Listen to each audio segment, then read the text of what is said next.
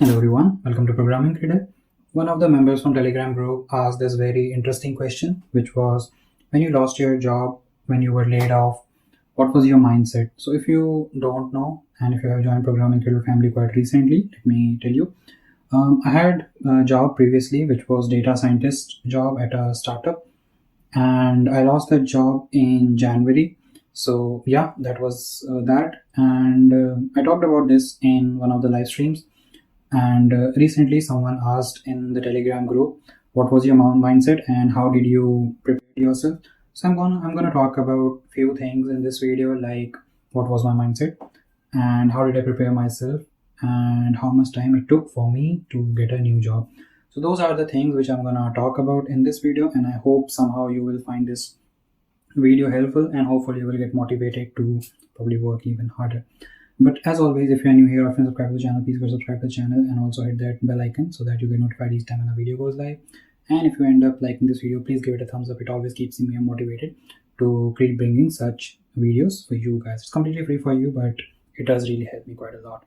And I also do live Q&As every Saturday 12 p.m. UK time, so you can join me there as well. Now with that being said, let's start the discussion. The first thing is, how did I manage everything and what was my mindset?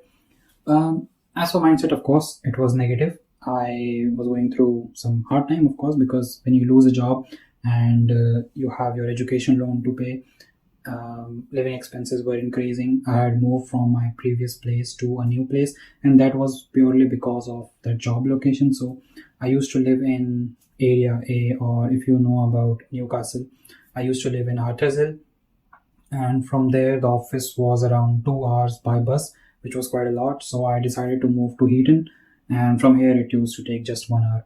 So I moved to this new place only because of that job, because I had to go to office every single day. And when I moved here, after like 2 to 3 weeks, I lost the job. So I really liked my previous place. I don't really enjoy being in this current place that much, but I moved here only because of the job and I lost that job. Then I thought, it's not in my control. Whatever had happened. I can't really control that. So I decided to put my energy into things which I can control, and things which will help me in the longer run. So I decided to put my energy into constructive things rather than worrying about the job market and things which had happened. So I did few things. So now let's move on to the other question, which is, what did I do during that time to prepare myself for the job market? So I did few things. The first thing was brush up my concepts. So concepts like statistics, machine learning, deep learning. I did brush up all those things. So the next thing I did was worked on some of the fun projects. And one of the fun project which I remember was on cricket dataset. So I think I tried predicting the score and wickets. So that was a fun project. I did that and I learned a few things from that project. I did some other projects as well. I think one was computer vision, image segmentation project. So that was a good one. I worked on one of the natural language processing project. So there I worked on NRE. So it is name entity recognition. So I don't remember exactly how many projects I worked on, but I did work on quite a lot of projects. These are some of the few projects which I mentioned. I worked on those projects. So I learned quite a lot from those projects. And then, of course, I updated my resume. I created my portfolio. And then I started applying for jobs on platforms like LinkedIn, Reed, Total Jobs, Target Jobs, CV Library. So these are some of the websites where I applied for jobs.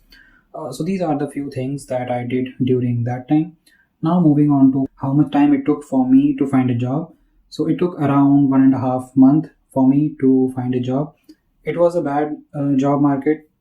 Right now also it is not that good.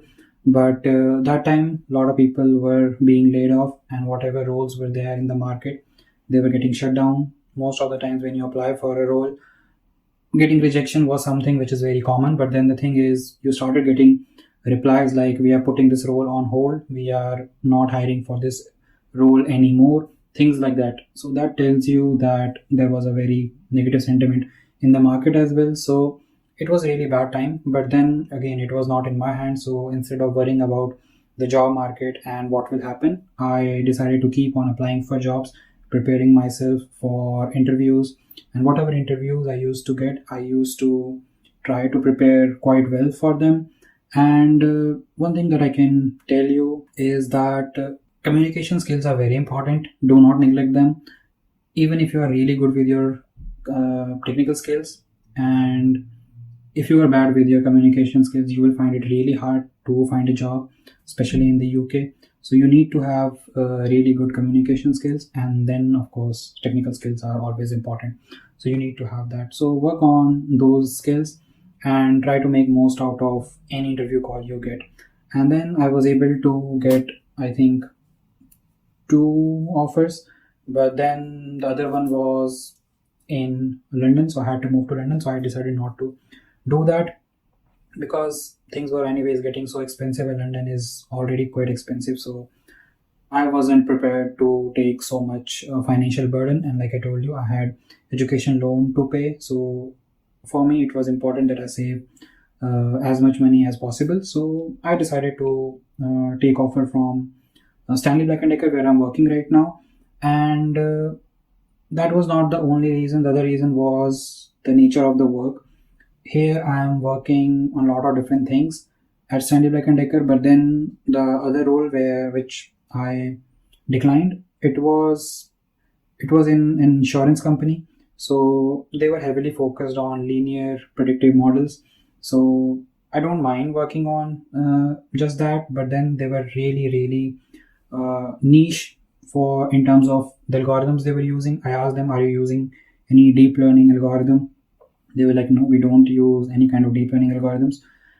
So yeah, that's why I thought here I have a wider scope to grow, learn, and work on things. So that's why I chose my current role, and I'm pretty happy with that. And whatever I expected during the interview and the time I was joining, I am getting everything and quite a lot of scope and quite a lot of exposure as well. So yeah, I think I'm happy here. So ultimately, what I would like to say is whatever happens, it happens for the best, because in the previous role as well, it was very much focused on just training machine learning algorithms day in, day out. It's fun, yeah, but then after some time you will get bored of it and you would want to work on some other things. And it was a startup, so limited projects. You don't really have too much to work on. I mean, there are different ways of looking at it. And when I say there aren't enough things to work on, by that I mean there aren't different type of things to work on. You will be working on just one thing all the time, so sometimes it can become quite boring. So I think whatever happened, it happened for the best. I'm much more happier in my current role than what I was in my previous role. The final statement that I can say is that do not focus on things which are not in your control. Try to put your energy into things which are in your control and which will impact your life positively. So that's what I can suggest, and it helped me, and I hope it will help you as well. I just hope you don't get into certain situations, but if you're still going through a hard time, I hope you'll be able to get out of it by putting your energy into right places and doing right things. So yeah, this was it, what I wanted to discuss in this video. I hope you found this video helpful somehow. But yeah, initially I was thinking that maybe not many people will be interested in this, so I did not create this video. But now that someone asked in the group, I thought, okay, let's create this video, and hopefully it will motivate or help other people who are going through hard times. So yeah, this is what I wanted to talk in this video. If you like it, do give it a thumbs up, subscribe, share, like, and comment, all those good things. I will see you guys in the next one. Have a great day.